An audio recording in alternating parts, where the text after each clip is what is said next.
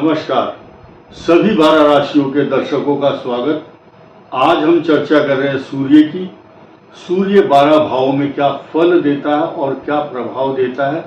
सूर्य इस संसार को प्रकाशमान करने वाला आभा मंडल, जिसका इतना तेज होता है कि समस्त संसार को आलोकित और प्रकाशित करता है। और जब कुंडली में इसका प्रभाव देखने को मिलता है तो मनुष्य चमत्कृत हो जाता है कि किस भाव में क्या फल दे रहा है। दूसरी बात, इसका ही सब कुछ है कुंडली में, अर्थात चंद्रमा से माता का और सूर्य से पिता का पता चलता है।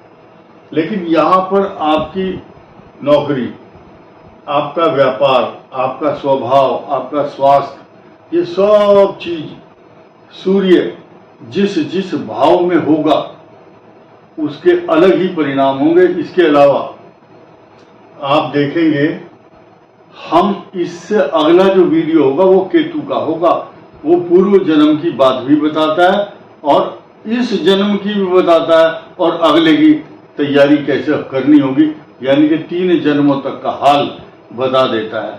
या सामान्य स्थिति, इस जन्म में आप किस किस चीज से तरस रहे हैं, वो केतु का प्रभाव होगा। लेकिन फिलहाल सूर्य की बात कर लो और एक एक चीज को बारीकी से समझना होगा। सूर्य सरकारी नौकरी का कारक है। सूर्य अच्छा नहीं है तो सरकारी नौकरी नहीं है। अब नौकरी तो नौकरी होती है, लेकिन कुछ लोग सरकारी की बजाय प्राइवेट नौकरी में भी बहुत खुश रहते हैं और उनको सरकारी नौकरी से ज्यादा लाभ मिलता है। सूर्य की क्या भूमिका है आपकी कुंडली में, आइए जानते हैं। सबसे पहले लग्न, ये आपका स्वरूप, आपका स्वास्थ्य, आपकी नेचर, एडमिनिस्ट्रेशन, कला कौशल तथा आपकी प्रतिभा को रिप्रेजेंट करता है। सूर्य यहाँ बैठने का मतलब यह है आप बहुत तेजस्वी हैं, यशस्वी हैं, आपका यश दूर दूर तक फैलेगा। अब इसकी दृष्टि जो है यहाँ से सिर्फ यहाँ रहती है। सप्तम भाव पर कैसी दृष्टि होगी, नुकसानदायक होगी या लाभदायक होगी, ये अलग विषय हो जाता है। यहाँ नीच राशि में है तो यहाँ उच्च राशि को उच्च भाव से देखते हैं। दूसरे भाव में सूर्य वाणी को थोड़ा तेज बनाता है, कार्य कुशलता। किस राशि में बैठे हैं, यहाँ 2 लिखा होता है अगर, तो अच्छा फल नहीं मिलता है। और ये सूर्य यहाँ आपके खजाने को, धन को भर देता है, घर का खजाना, पैसा। आपकी कार्य कुशलता, way of working, talking, living, thinking up to the mark होता है और आपके कुटुंब को बहुत अच्छा बना देता है। निर्भर करता है किस राशि में है।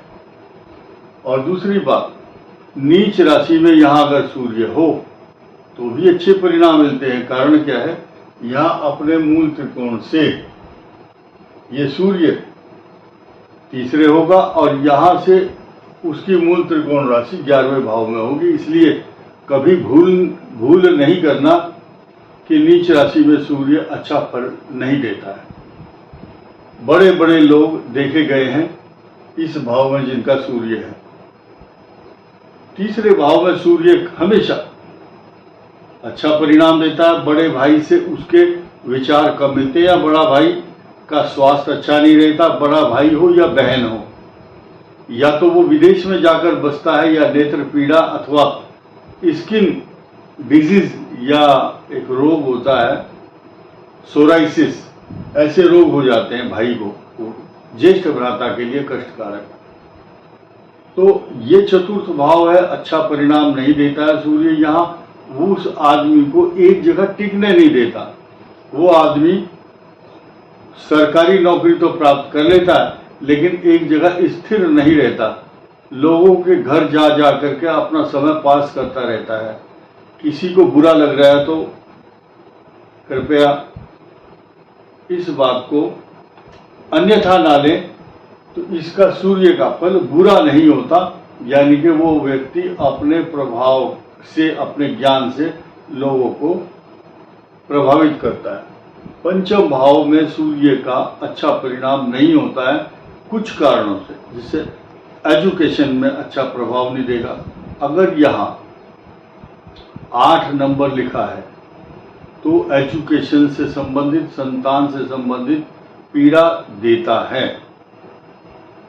तो यह 8 लिखा होगा जिसका, तो वो 4 भी होगा। यहाँ संतान की तरफ से मन संतप्त, अशांत रहता है मन, या चिंता, संतान के प्रति पीड़ा, संतान से रिलेटेड समस्याएं देखने को मिलती है। संतान का विरोध भी झेलना पड़ता है। छठे भाव में सूर्य शत्रुओं का तो नाश करता है, शत्रु सामने नहीं आएंगे, लेकिन हृदय रोग, ब्लड प्रेशर या कुछ रोगों का भय रहता है। और सप्तम भाव में सूर्य 2 तरह के कॉम्प्लिकेशंस करता है। पत्नी है तो पति के लिए कष्टकारक, और पति है तो पत्नी के लिए, दोनों में कुछ आत्मीयता नहीं रहती, बल्कि एक दूसरे के प्रति क्षोभ, गुस्सा, नाराजगी दिखाते हैं। अब निर्भर करेगा कि किस राशि में सूर्य बैठा है, उसी हिसाब से उनके दाम्पत्य जीवन को चलाता है सूर्य।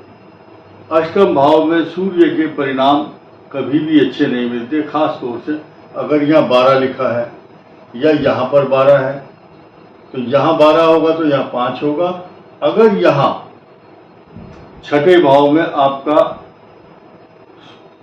5 नंबर है तो यहाँ 12 होगा, यहाँ 12 होगा तो यहाँ 5 होगा। ऐसी पोजीशन में यहाँ इधर और इधर लग्न छठे और 8वें भाव में सूर्य के परिणाम अच्छे नहीं मिलते हैं, और साथ ही साथ रोग कारक भी कहा गया है, लेकिन राजयोग देता है।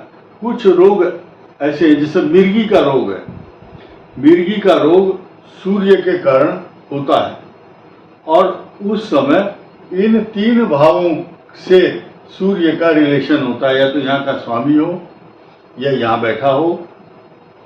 यहाँ का स्वामी है तो यहाँ उसकी राशि होगी, यानी कि यहाँ बैठा होगा। तो ये सब समीकरण है। नवम भाव, यहाँ सूर्य के परिणाम इतने जबरदस्त अच्छे देखे गए हैं कि कभी भी सूर्य खराब फल कभी नहीं देते हैं, और ऐसे व्यक्ति की कीर्ति, यश, पताका और भाग्य को इंप्रूव करते हैं।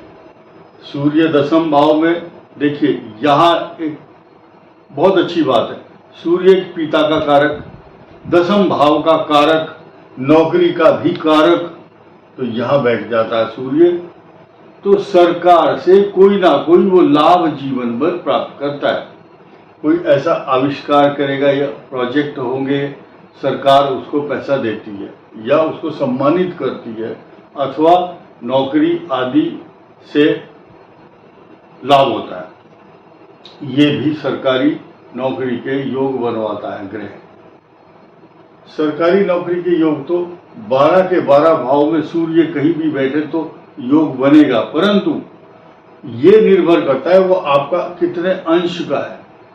मेष राशि में सूर्य 10 अंश का उच्च होता है, परमोच्च कहा गया है, और 10 से 15 अंश का सूर्य प्रबल माना गया है। फिलहाल तो हम इसकी बात कर रहे हैं। यहाँ अधिकांश सरकार से लाभ, सरकार से पेंशन निर्भर करता है कि किस भाव का स्वामी है। यहाँ का स्वामी है तो ज़्यादा मजबूत, इधर का स्वामी है तो बहुत मजबूत, यहाँ का स्वामी है तो बहुत शक्तिशाली और ताकतवर माना जाता है सूर्य। केंद्र का स्वामी हो तो भी। एक नया फार्मूला बता रहा हूं आपको। मेष और कर्क, तुला और मकर, ये 4 लगन अगर केंद्र में हैं तो सूर्य बाहर हो और चंद्रमा केंद्र में हो तो 100% राजयोग बनते हैं। और ग्रहों के प्रभाव, स्वभाव, लक्षण भी देखे जाते हैं, क्योंकि 9 के 9 ग्रहों की जो भूमिका है वो तो जरूरी है, लेकिन सबसे अधिक पावर जो है सूर्य की है। तो इस भाव में सूर्य अच्छा बताया, 11वें भाव में। अब द्वादश भाव, द्वादश भाव में सूर्य कई प्रकार के कॉम्प्लिकेशंस लाता है। एक तो रोग, नेत्र पीड़ा, स्वजन कुटुंबीजन चाचा ताऊ से विरोध, विवाद तथा उनके साथ में अच्छा तालमेल नहीं रहता, और ऐसे व्यक्ति के नेत्र में, आंख में चोट लगने की संभावना। कई लोगों को देखा मैंने जहां सूर्य भी यहाँ पर है, मंगल भी है, शनि भी है, केतु भी बैठ गया, तो ऐसी पोजीशन में सूर्य को पीड़ित सूर्य कहा जाएगा या पितृदोष है, तो ये सब आता है इसमें। अब आप देखेंगे सूर्य के अगर खराब सूर्य, अच्छा परिणाम नहीं मिल रहा है, अष्टम भाव का स्वामी है, मकर लगन है, या यहां मीन लगन है, छठे भाव का स्वामी है, या सूर्य नीच राशि में है, 7 नंबर जहां लिखा है, तो गले के रोग, आंख के रोग, इन्फेक्शन, फंगस इन्फेक्शन, गले में कुछ ऐसे टॉन्सिल या ऑपरेशन की संभावना बनती है। तो इन स्थानों पर खास तौर से लग्न और द्वितीय भाव को ईएनटी बॉडी से related, ear, nose and throat, गले से संबंधित सूर्य के साथ अगर पाप ग्रह है कोई, तो और अधिक उपद्रव होते हैं। और सूर्य का जब अंतर प्रत्यंतर पीरियड, सब पीरियड या गोचर में चल रहा हो, तो उस समय वो उसके जो परिणाम है वो देखने को मिलते हैं। तो जिसका सूर्य अच्छा नहीं है, गवर्नमेंट जॉब नहीं मिल रहा है, या सूर्य जहां भी जिस भाव में बैठा है और अच्छे परिणाम नहीं दे रहा है, आपको यश नहीं मिल रहा है, तो सूर्य सहस्त्र नाम स्तोत्र, सूर्य को जल देना, सूर्य के निमित्त जो भी पूजा पाठ करते हैं, तो देखिए उसका उपाय करना चाहिए। रविवार के दिन से शुरू करें आप। अभी रविवार आ रहे हैं 28 तारीख को, 28 से आप शुरू कर सकते हैं। इसके अलावा जिसका सूर्य कुंडली के अंदर बहुत मजबूत है, तो आपकी हस्तरेखा के अंदर उसके लक्षण एकदम ठीक और साफ नजर आने लगते हैं। अनामिका के नीचे जो एक लंबी लाइन होती है, उसको सूर्य रेखा कहा गया है, और सूर्य रेखा के और जो मध्यमा उंगली है उसके बीच में एक छोटी सी रेखा पनपती है, तो वो शिक्षा को ऊंचा उठाता है, या ऐसा वो व्यक्ति ऐसे फील्ड में जाता है, अपना नाम दूर तक कमा देता है, उसका दूर तक नाम प्रसिद्ध हो जाता है, ऐसे काम करता है वो।